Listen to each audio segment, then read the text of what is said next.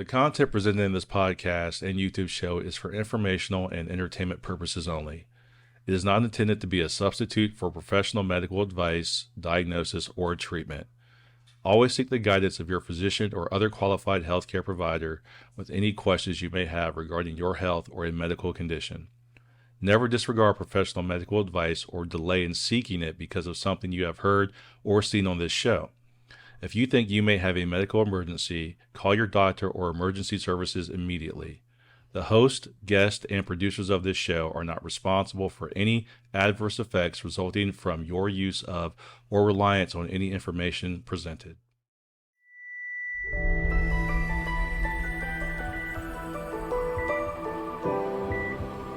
Andrea, can you hear us?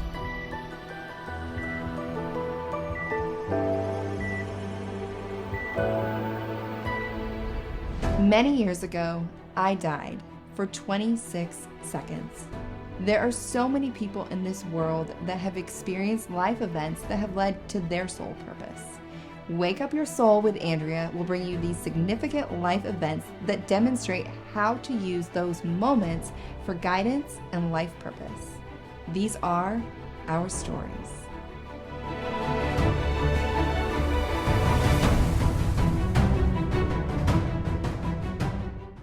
Hi, everyone, and welcome to Wake Up Your Soul with Andrea Lynn. Today's guest is Hertha Lund, and she's here to talk to us about how she has merged trauma and horses to heal herself. Let's welcome Hertha Lund. Hi, Andrea. I'm so happy to be here to talk to you. This is exciting. Yes, I'm excited to have you here because you have quite the story. It's not just that you had some trauma and you healed with horses, but before we get into your near-death experience, let's talk about your childhood a little bit and all the trauma that you had as a child. Yeah, so my childhood is fairly unique in today's world because I grew up on the breaks in rural Montana. And the breaks is country that's really rough.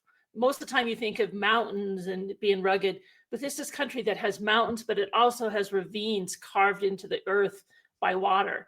So it's very rough. You can see somewhere you could go, but you might have to go for couple hours to get around the big coulee or the big cut in the earth. Okay. So it's huge country. And that's where I was born. And we lived like 40 minutes from any services and it was beautiful in some ways. And I loved being there. But my mom had her own trauma. She was abused when she was a child and she didn't deal with it. There were no services. So she used alcohol. And when she drank, she could be a terror. And I was the oldest daughter. So I got the brunt of her unprocessed pain. And then I was also sexually abused by the neighbor boy when I was 5. So there was twin towers of trauma. And both of those caused me to talk to God when I was outside with my horses, always very spiritual. So I was inside taught, not from the outside. Yeah. And I would be out there and I would want to go home. So I had a strong pull to leave Earth and go home because I thought it was a pretty rotten place. Okay. So when you were sexually abused by the neighbor boy, is this something you shared with your mom? And because of her being an alcoholic, she blew off, or what happened with all that? I didn't tell her because my mom was such a fierce woman. I was afraid she would kill him. And then we would have more problems for the family. So I never told her. Did you tell anyone? Not until I was in my 20s. Oh my gosh. Wow. Yeah, even telling you that now, I just got the somatic hit of that trauma, how, was stored in my body. Oh my gosh. Yeah. I'm sorry. How did that affect you as a child, though? So you're saying you were the oldest of siblings and knowing that you had this neighbor. Did you have sisters, brothers? Actually, I'm the oldest girl. I do have an older brother. I have a twin brother and a younger sister. Okay. So did you feel, knowing that you have this neighbor that does that, were you overly protective of her, like going outside? Was there any fear of you can't go out there, you can't talk to him, or any of that? She was small enough at that time. She was still just a toddler. So there was no chance. But okay, what about as you grew up, though? Or did he move away? We moved from there. Oh, you did? Okay. Yeah, within 2 years of the sexual abuse, I did move away from him. So it basically all got stuck inside me. I had started having nightmares. I get chased at night by guys who were trying to kill me. Okay. How old was he? Teenager. Okay, he was a teenager and you were 5. Wow. Yeah. That's a lot to go through. So did you deal with it when you were in your 20s, or did you just share it, but still? No. I mean, when you have deep trauma, I had complex PTSD also from my mom Okay. because she had an anger issue. And like one time I couldn't find my shoes and she almost choked me to death.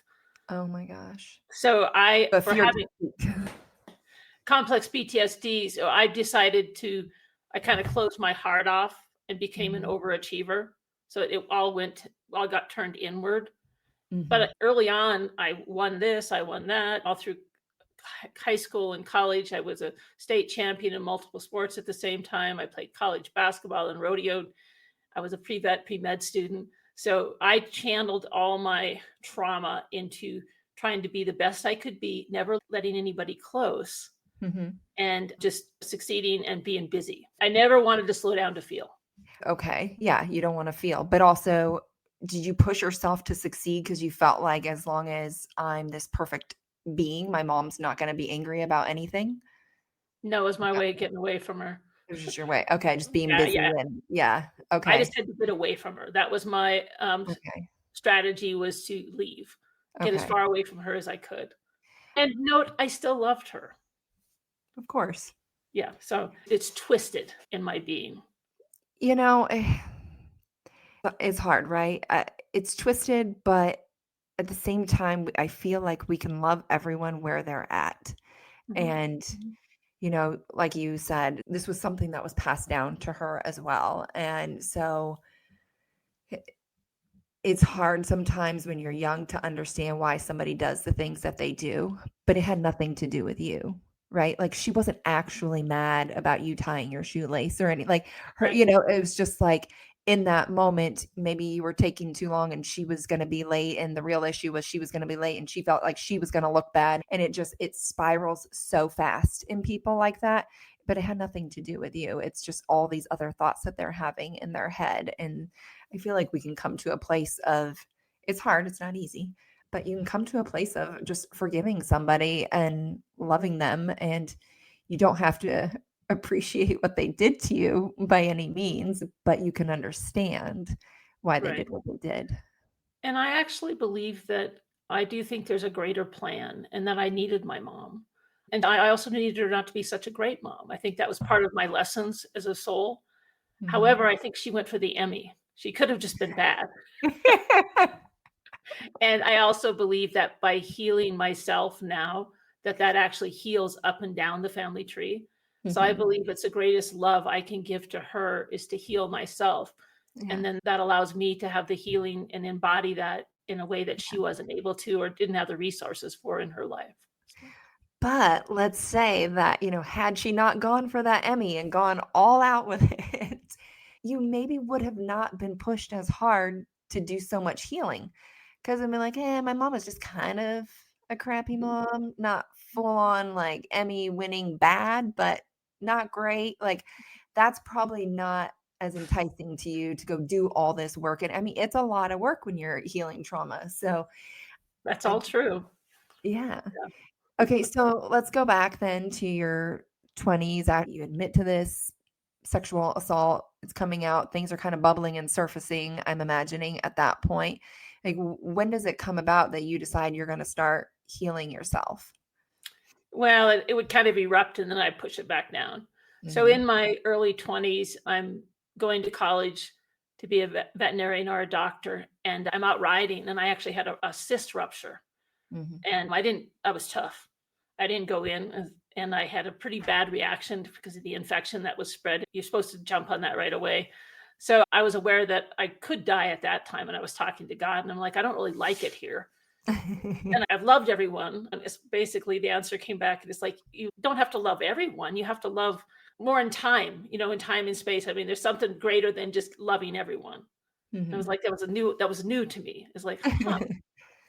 And I didn't leave at that time. I got very sick with the infection, but it kind of got me on the straight and narrow, and I started a spiritual path.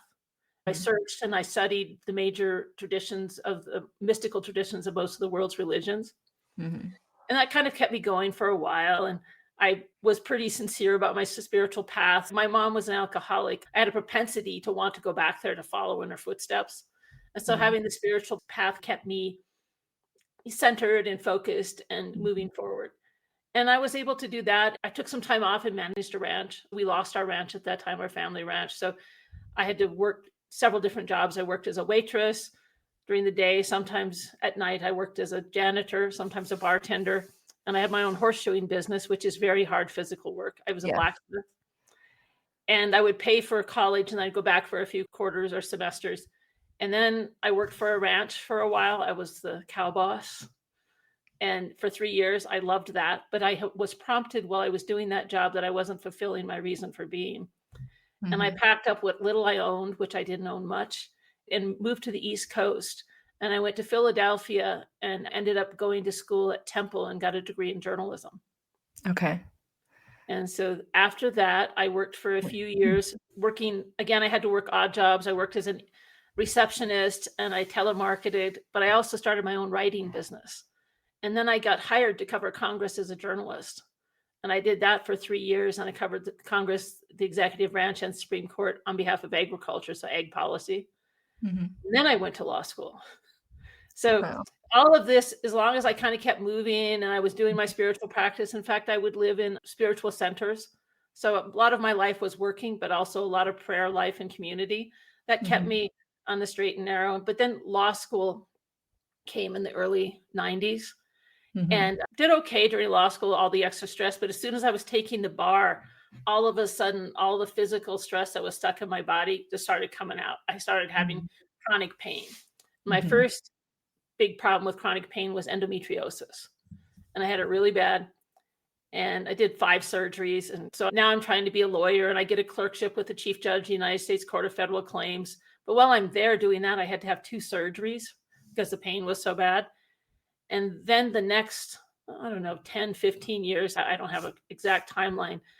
The pain, I just kept on having multiple layers of pain. I also had fibromyalgia and I got migraines and I had low back pain from all the hard work I did shoeing horses. So I had all these causes of chronic pain. And I go to the doctor and I say, okay, take out all my female organs. And she's like, it won't really help you. And I'm like, oh God, what are we going to do? He says, well, you have to take pain medication. I said, my mom's an addict. I'm set up to be an addict. I know that. And so she says, you have to do it. You have to get a hold of the pain ahead of it. Because if you keep on going, your nervous system will be shot. It'll just be overrun by pain. And that was before they got so worried about the use of pain meds. So anyhow, I take pain meds, but I'm thinking if this is the rest of my life, I need some extra help. So I asked her to refer me to a psychologist. And I thought, if I can't change the pain, I'm going to have to change my relationship to the pain. And for many years, I could just be tough because that was a cowgirl, Montana cowgirl, sports, all that. I could just put it behind me and keep on going. But it was getting to the place in my life where I could no longer deal with the pain. I just couldn't handle it emotionally with everything else. And note that at this time, as an attorney, the stress just keeps on. You just get more and more responsibility. And one day I'm going to the grocery store and I'm like, I have PTSD because I'm flashing. I diagnosed myself and then I explained that to the psychologist. She said, you sure do. So I started dealing with it then, but it took me literally the near-death experience because I tried to medicate or avoid the pain by taking care of myself, managing my life and my spiritual practice. My number one strategy was leaving my body, disassociating.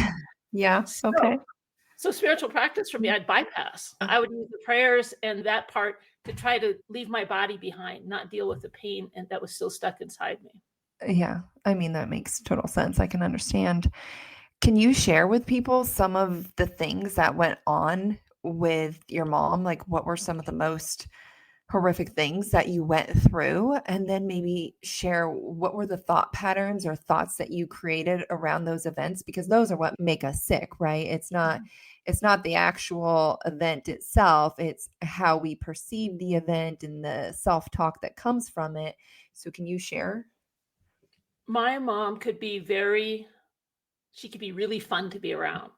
So that was confusing to me. You could have this fun mom, but then there's this mom that when she was drinking, that one time she choked me, her anger was big and I just want to stay away from her. But then as we got older, now I'm in my early teens, And she started getting suicidal. And I would find her with a gun on her legs threatening to commit suicide. Oh my gosh. So I'd have to talk her out of it. I'd say, I love you, Mom. That's not you. That's something dark. It's not you. That's not who you are. And Yeah. she would pull herself together and not do it. But so I was always on call. So being a lawyer brought that up in me, because for my mom, I had to be there to try to save her life. Yeah. It was my job to try to take care of her and keep her alive while I'm trying to stay away from her so she can't get her hands on me. I rodeoed for many years, and she was my source of getting there. She'd drive. And so if I would win, that would be okay. But if I didn't win, she would drink when she was driving, and she would get into a rant and tell me that the reason I lost was to be mean to her or something.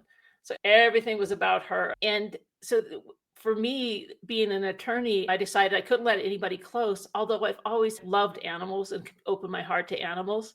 And I'm very kind and generous by nature. So I had this inner conflict, because part of me wants to run from everyone.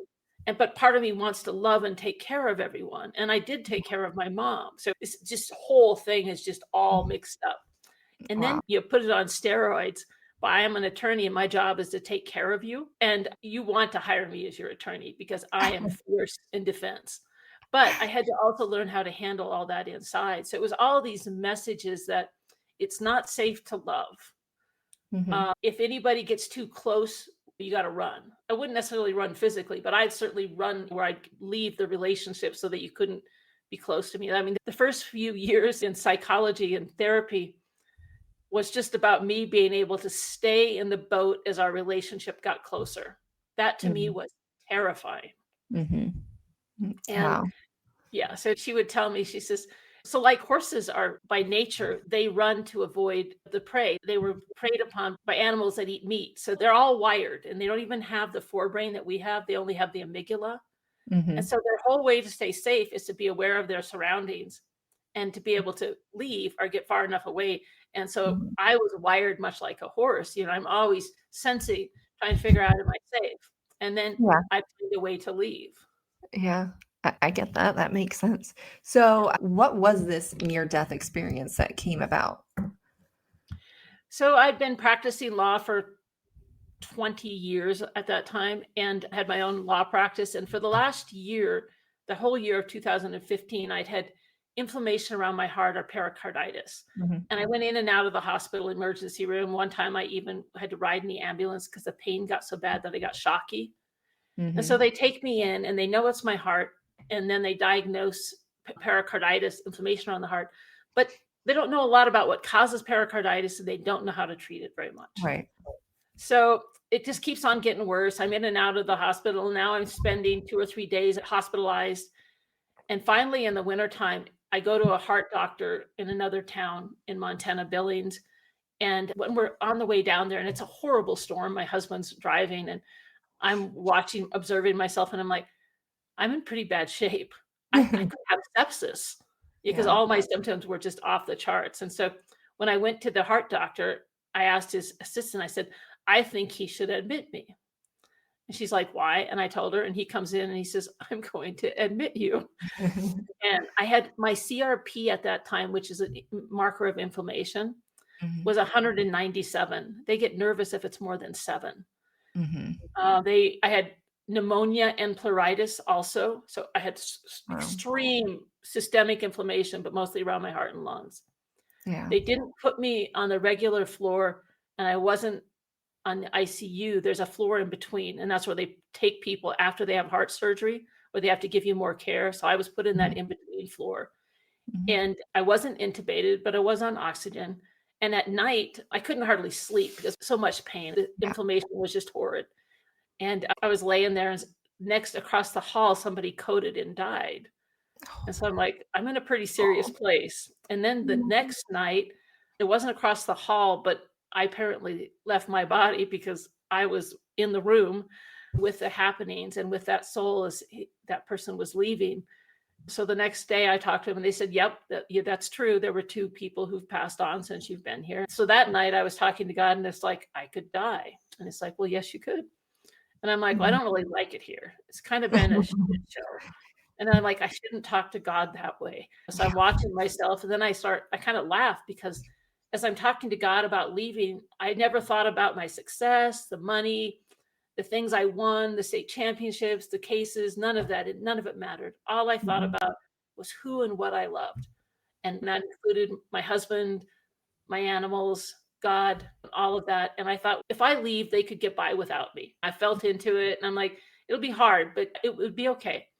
And so as soon as I gave myself permission, I just left my body and I go up, up, up. And it was a vast tube of white and gold shimmery light. It was so big. There's no time or space out of the body.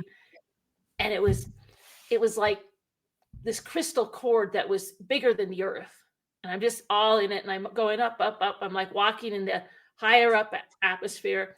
And I feel like I'm a little 4-year-old and I'm running to my heavenly parents' lap. I mean, I can't hardly wait to get there. And I just feel so much love. I feel totally worthy. Everything that I ever dreamt of about coming home, I'm experiencing in my body, and it's a million times better. Oh yeah, it was so amazing. And then I realized I'm going to see my spiritual teacher any minute, and he's not going to be happy with me because I haven't finished the reason I was born. Yeah. And I knew I could stay. I was certainly welcome to stay. I was loved. I was accepted. It was everything I could ever imagine and way more. But I immediately stopped and I thought, and I went into my heart and I'm like, I only have like a nanosecond and I don't have a choice. I mean, it's not up to me if I get to stay or go. And so I went into my heart and my gut and I made 2 promises. I promised to do whatever it took to heal and to get into my body, which really, I had no idea why I said that. Now I know, looking back, it's because I was always out of my body. Yeah. Because of the bypassing and the getting out of it for the pain. So as soon as I made those promises, I just fall from high in the upper atmosphere right back into my body. And it was like thud, thunk. And it was awful. In my book, I write about it was like crawling into a dead elk carcass. It was like, here I am in this body, this carcass that's really not, it feels very different than what I've just experienced. It is sick. It's heavy with energy. It's heavy in weight. It is simply not my divine garment that I just spent time in. Do you think for the first time you were feeling who you really were? Well, like coming into that body and feeling that heaviness that like, oh my gosh, I am so sick and I need so much help. Yes, I felt it, but it was also the juxtaposition of what I just experienced out of the body. It was like the far on one end of the plus scale to the far end of the minus scale.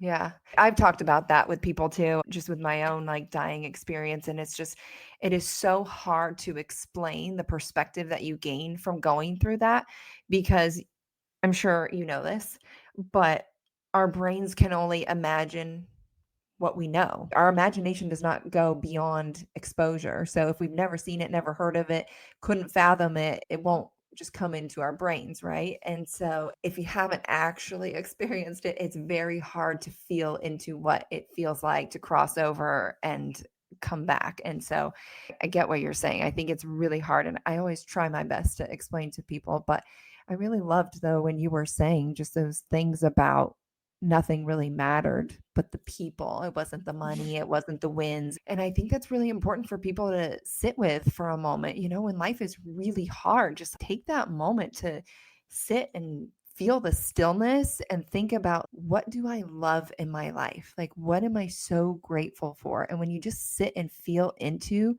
all the things that you can love about your life, all those things that seem so big become so small. Based on my experience, I do not think that when we leave our bodies, a lot of what we spend time stressing about, that we ever think of them again, except for maybe a past life review. And then we kind of wish we hadn't done it. Yeah. I mean, it's crazy that 95% of what we experience in the world is unreality based on what happens to us after we leave our bodies. And the biggest unreality is that there's death. You know, because once we've gone through it and come back, we know that when we leave, life goes on. And I liked it there. I mean, if I didn't have the desire to finish my reason for being and my number one value is honor and integrity, I would have left in a heartbeat, especially if I I didn't have like to come it back there. again. Now I do love it here now. So Yeah. I can say that, but it took the healing for me to get to that place. So Yeah. it is a very good place, but it's really gave me perspective on what's important in life. In this lifetime, yeah. Yeah. And this present moment. Okay, so you go through that experience, and then what comes of that? So after that, you're processing and you're thinking about how you need to heal and those promises that you made. How do you take the next step in fulfilling those promises? Well, very interesting is the first thing was very practical. I was not granted immediate healing. I was granted to come back, and then I promised to do anything. So I started keeping my promise. And the first thing that my inner promptings, I came back with a greater awareness of this connection. So I feel the promptings more in the direction. And the first direction and prompting is I had to learn how to sleep. I hadn't Mm, slept for decades because of the pain and the stress. And mhm. I just kept on pushing myself. So note that with decades of habit of not sleeping, it took me 3 years, which was in retrospect fairly fast. It seemed like forever to learn how to sleep. And I took medicine at first. I took allopathic or MD medicine. Mhm. I went to naturopaths. I did sleep hygiene. I did multiple different things. And some habits I carry to this day. I do not work after, I try to quit at 5, but Mhm. I don't work after 6. And I run 2 businesses, but I get up at 4. I'm very sincere about going to bed early and getting my sleep because that's the cornerstone of my ability to create, to feel good, to live in the love and light and the vibration that I want to. So, Yeah. I feel like Cinderella sometimes because I'm kind of the same way. I'm pretty strict about sleep, and especially with my kids too. And I'm very strict about their sleep. And so I'm watching the clock, and whatever the bedtime is that comes around, I'm like, I'm out, gotta go. Don't care where I'm at. It's over. I gotta get my sleep because I know how much my body will pay if I don't get my sleep. yeah, and just the ability to stay in our hearts and Hmm. to live a higher quality life because I really believe that's why we're here. Hmm. And so that there's nothing more important to me than to be able to find that vibration and maintain it throughout the day. And obviously it's challenging. I'm a trial attorney. So Yeah. there are times when you're battling with opposing counsel when I just want to contribute. There's a part Yeah. of me that is definitely fierce. Yeah. And my clients deserve that. I need to Mhm. defend them. But I try to do it now in a way that maintains my ability to stay in the vibration of love and light. Yeah. That makes sense to not let yourself get involved frequency wise, right? You can intellectually get involved and be where you need to be at, Right. right, in the defense, but you don't need to have those emotions behind it necessarily to have the right thoughts and help them in the right Right. way. Or Mm, if you do, it's in service of your client. I yeah. mean, if I feel something that will serve my client to tell their story, then it is Mhm. appropriate to share it. But it's not about me, and it's not about my emotions, and it's not about me tangling with opposing Mhm. counsel, Yeah. which can be very hard if you're a fierce warrior. Well, go Yeah. Hertha. Right. Okay, so share with us then how this makes a transition into doing the equine gestalt coaching. Sure. So after leaving the hospital and finally getting enough sleep, and it took me months to be able to get back to work. Yeah, because I was so sick. So it was like it's like paying your mortgage. If you borrow a lot of money for a long time, you just pay interest. And it's like, I'm never going to get paid in principal. And I felt like I am never going to get to the place where I start getting healthy. Mm, And I don't know if it was 2 years or 3 years or where it was, but at some point I started to getting ahead and I started to be able to embody more light and more love. And mhm, once we embody light and love, it's almost like it starts fueling, running through us to help us heal. I mhm, just recorded a masterclass on teaching the touchstones of transformational healing. And so what I learned is I really focused on what does it take to heal? And to mhm, me, it's very practical. We have to create the right scenario and consciousness for it to happen. And I just kept on doing that. And along the way, I came to a teacher who taught equine gestalt therapy. Now, at first, I wasn't going for myself because note, I still have what one therapist, Kelly McDaniel, has coined as mother hunger. And if you have mother hunger, that means that, I didn't get what I needed when I was younger, but I sure wasn't going to depend on a woman who was more powerful than me to teach me, to help me get better, because it would bring out all of my wounds. I took my friend to a retreat, and it was somebody I was really close to, and she had had a horrible trauma. The police had shot her son in front of her, and he died, and they didn't let her go to him. And so she'd been carrying this trauma around for a couple of years and couldn't sleep. Wow. And she asked me for help, and I did everything I could to help her, but I didn't have any skills then besides being willing to listen and to be there with her. So I took her to this retreat. So I bring her, and the teacher, Melissa Pierce, did a session, a process with my friend, where my friend was able to release the pain that was stuck inside of her. It was actually a deep release, and on multiple levels of being, where she could see her actually come back together and heal and let go of. I mean, she's never going to get rid of the losing her son, but at The least she memory. could live in life in a different way. She slept that night. And so I watched that, and it's like, I want to do that. So I signed up to do the coursework with Melissa Pierce, that Touched by a Horse. And I did the first program, which was 2 years, and got my coaching certificate. And then I went to the master program and got further training. So I started helping other people heal. And my first retreat was 5 women who lost someone to suicide, 3 of them their children. And I Wow. was so earnest about wanting to be there to help them that into a part of my being I didn't know existed. I love coaching. And when I'm coaching, there's nothing else that exists. I reach a place in my consciousness that when I go back to my morning, I do a morning practice, spiritual practice. I try to remember how I feel when I'm coaching to inform my spiritual practice, because I'm so selfless and so connected in that coaching part of me. And those women said it changed their lives, and they were able to live differently from the process that they experienced with my horses and I. And so since then, I've done 9 retreats, and I founded 4 Horses for Wholeness. And my husband and I built a really nice retreat center on our ranch. And I wrote a book called The Alchemy of Resilience. And I'm giving talks. I'm also a paid speaker for inspirational talks. Yeah.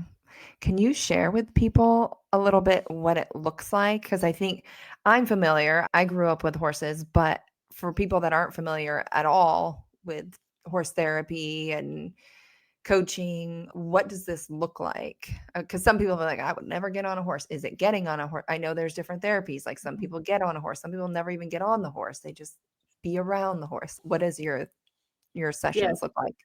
So I have, even though my business is 4 Horses for Wholeness, it's because as I was healing, I recognized that I had 4 bodies, that my consciousness mostly lives in. It's the physical, the spiritual, mental, and emotional.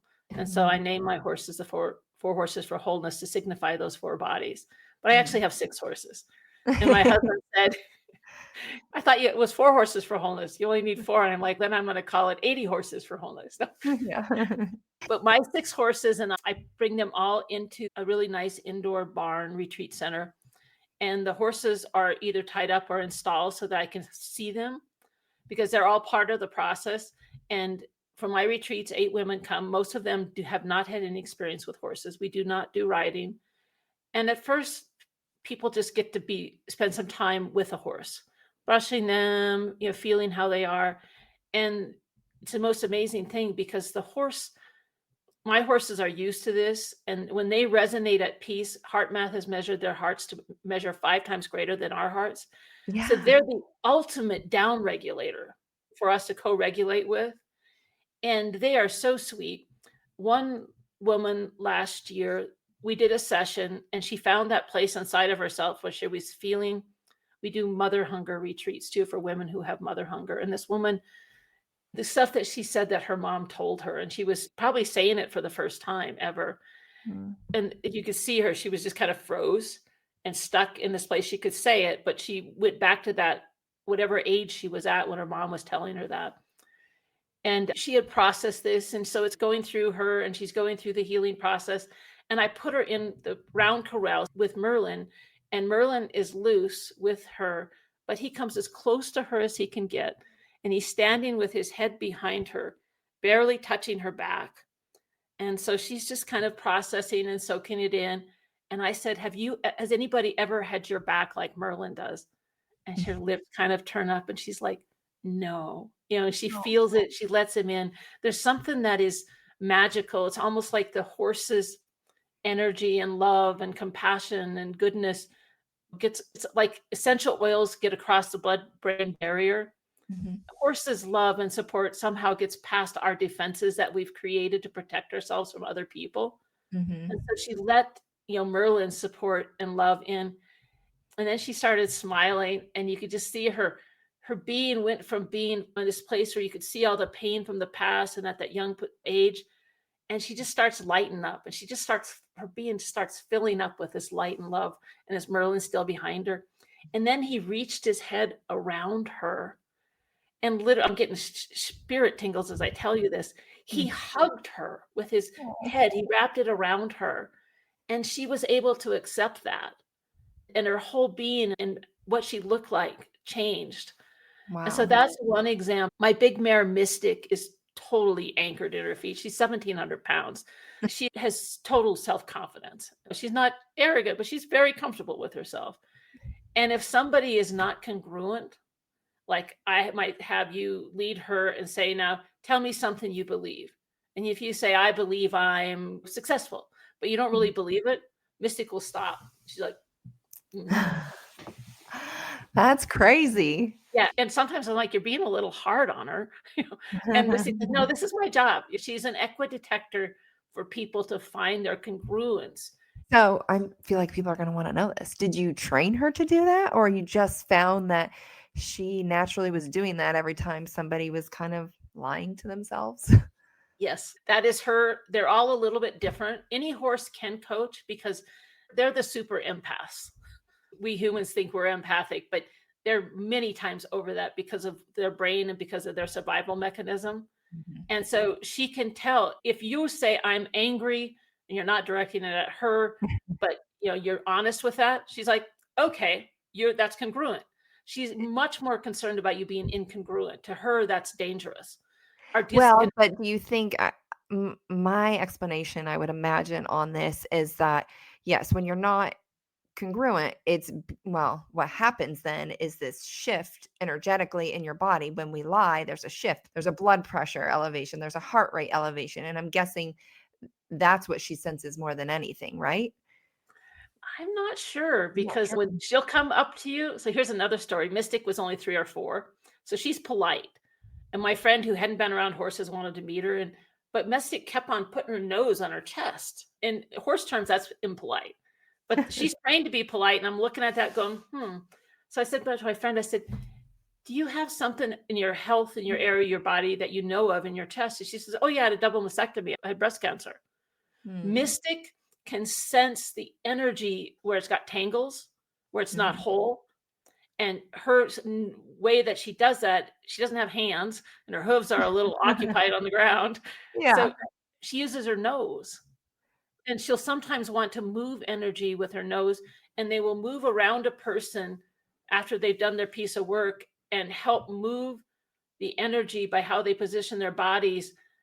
Some people say they're chakra balancing because the horses can sense. So they're truly reading energy. Yeah. And not just in our bodies, out beyond us. And they know these horses have learned any horse can do it, but they have to know that we'll let them help us heal. And so they help us heal by where they position themselves, and sometimes by getting really close to us and wrapping us in a hug. If they go over your head with theirs, my horses haven't done that a lot, but it's like over with their nose. It's like clearing the head area. Interesting. Yeah. Okay, so Mystic sounds very, very unique. Do all your horses have some sort of really unique ability in their own way that's just different? Yes. So I'll tell you about them because I don't know. I just love this. So I'm like, tell me more. Yeah. So Monk he's the shortest one. But he's gorgeous. He has this long, like almost 3 feet long mane. And it's all white and it's just beautiful. And he's only 14.2, which is almost pony size, but he's not a pony and he doesn't like short jokes. And he is the spiritual body horse. And he's If I meet him, I incredible. will be sure to be like, hey, big boy. Yeah, exactly. And he's like, he loves me. They all do, and he will coach. A couple of weekends ago, a woman wanted to come and she did a major, major piece of work, but her other friend came with her. And so I let her, she had met Monk 3 or 4 years ago. And so I let her I just put Monk on a lead rope. Figured Monk would talk to her. Monk talks to people and they can hear him. And when he first realized that we would talk with him, because he's like, horses see in pictures, but they do talk with us based on our capacity to allow that to happen. And so Monk talked to her. And she said that he licked her hand. And I'm like, well, he's never done that before. But I'm sure it has some meaning. Yeah. That one I don't know about. So that's Monk. And then Ruby is the emotional body horse. And she's a bay, red colored with black mane. She's the only one doesn't have gypsy in her. Gypsy is a mid-sized draft that has lots of hair and they're just gorgeous. They are. Ruby is a thoroughbred and she was my ranch horse, but she's been around. She's almost 20. She's the oldest. She's the lead mare and she's incredibly sweet and a little bit persnickety. She's lead mare, but she's the emotional body horse. What does she do? Oh, if somebody's struggling, she will get as close and just be this, you'll feel just her sweetness coming out of her. I mean, she doesn't do as much incredible stuff because her whole thing is about just being close and doing the container. Yeah. Okay. That makes sense. That's interesting. Yeah. So I just have all these questions because I'm a horse person, I guess. But how do you find these horses? Do you just buy a random horse? I mean, you're saying all of them are like this, but some horses are just kind of little butt heads sometimes. Some are. That's I feel true. like some of them are not into it. They're like, right. No, thank you. You guys have too many problems, you humans. Totally. You're absolutely right. My horses came to me as I was healing. So it was almost as part of my healing path. I had Ruby, then I got Mystic, and I actually bought her at a sale. I went to this sale to get another horse.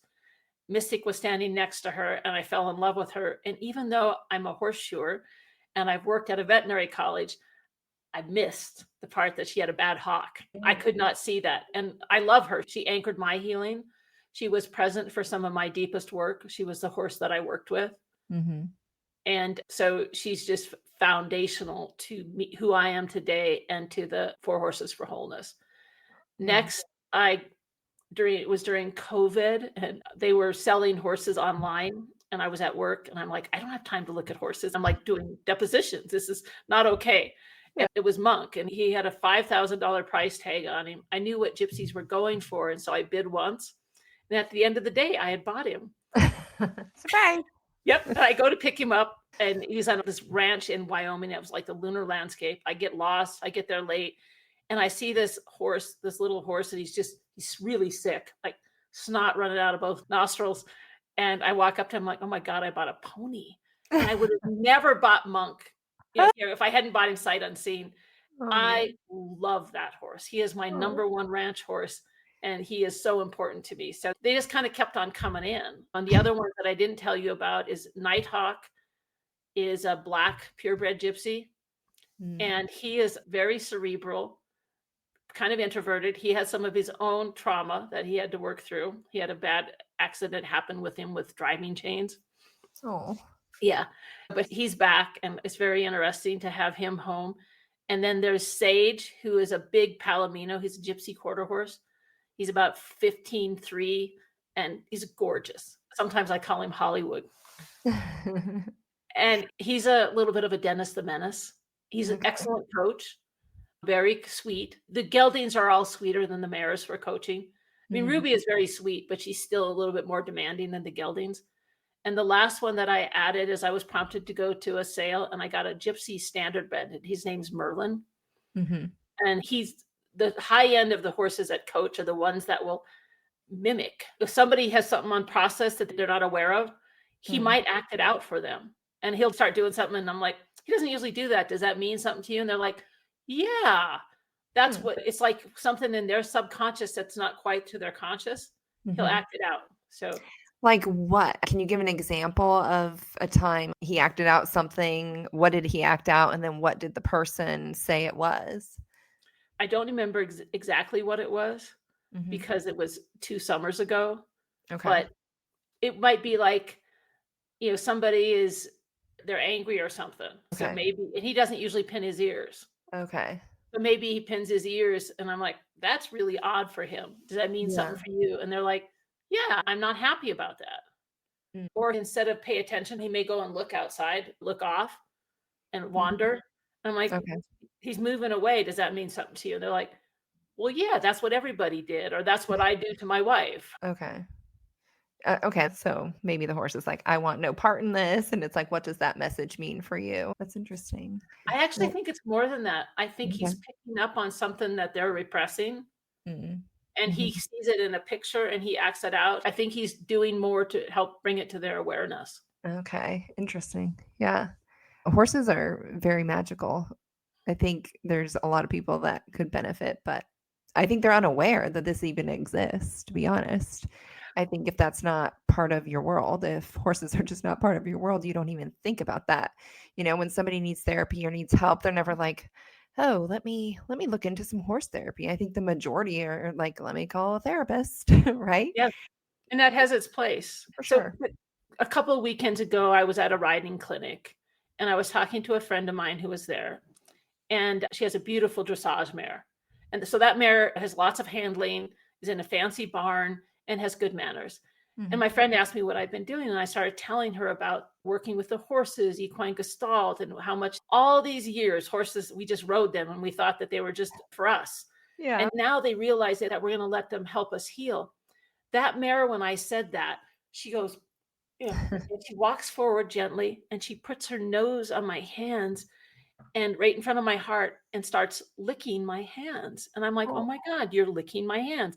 I love it when horses lick my hands, and they tend to lick my hands a lot. And they say our hands are an extension of our heart. Uh-huh. So they're either enjoying that heart energy or they're trying to help it come through so that I stay open. Yeah. And she's like, "Oh my God, she never does this." Yeah. And it's like that horse, the light bulb went off. She says, "She hears me, she sees me, she knows what we can do." Mhm. That's really amazing. Oh, thank you so much for sharing all this. It's really fascinating. I think a lot of people could benefit. And I am sure somebody's going to listen to this and be like, I have never heard of this and I have never thought of this, but I could see where this could help me. Because I think a lot of people are animal lovers and they get a lot of comfort by just snuggling with their cat or snuggling with their dog. And so I think if you're that type of person, then this is something that could definitely benefit you. Obviously, it could benefit everyone, right? But I don't know. I'm curious your thoughts on that, but I would think those people might be a little more open to this, the animal lover type people. I'm not sure it matters. I don't think it All it matters. matters is somebody who wants to get to the core, wants to live more Mhm. wholeheartedly. And Yeah. it's similar to, I had to do body somatic experiencing because so much was stuck in my body. But what Mhm. actually happens in the round corral with the horses is it can actually be a physical release. It is a way for us to access multiple layers of being and to be able to let go of stuff that is hard to do. It was hard for me to do just in talk therapy. Mhm. I actually have more problem with people who are professional horsewomen than the people who aren't because they have expectations Yeah. and they want to be in charge. And I'm like, Mhm. no, that's not how it works here. We're partners and the horses are helping us. And Yeah. so they had to relearn some stuff. And then it gives them a whole nother viewpoint about what the horse is capable of. Yeah. That's interesting. I could totally see that where they step in and they're just like, okay, what do I need to do to the horse? What do I need to make the horse do for me? Because Right. yes, I mean that's typically what they do is they're controlling the animal instead of putting the animal in control. Yeah. It's Yeah. like, no, that's not what we do here. Yeah. So, do you have another retreat coming up or? I do. I have Mhm. a retreat that starts July 10th through the 13th, and that's for mother hunger. And then Okay. I have a Path to Wholeness retreat the last weekend in July, and then two Okay. in September. And Okay. people can find that on my website. Okay. What's your website? There is 4 Horses for Wholeness, but I Okay. also have Hertha Lund retreat.com. Okay. So that's where people should go then to book a retreat. Oh, Yes, I'd love to have you. It's the benefit of being out in nature. So yeah. Hertha does mean Mother Earth. Mhm. And so this is like my Shambhala, my slice of heaven on earth, because we have a beautiful cattle ranch nestled in the mountains, a high mountain meadow. And so people get to be there. We take care of your housing. I have a chef that comes, and then we work with the horses. And so literally most people who come to the retreat, their most common feedback is life-changing, and that it gave them what they needed to be able to face what was coming next in life. I bet it's nothing short of miraculous. All right. Thank you. Thank you.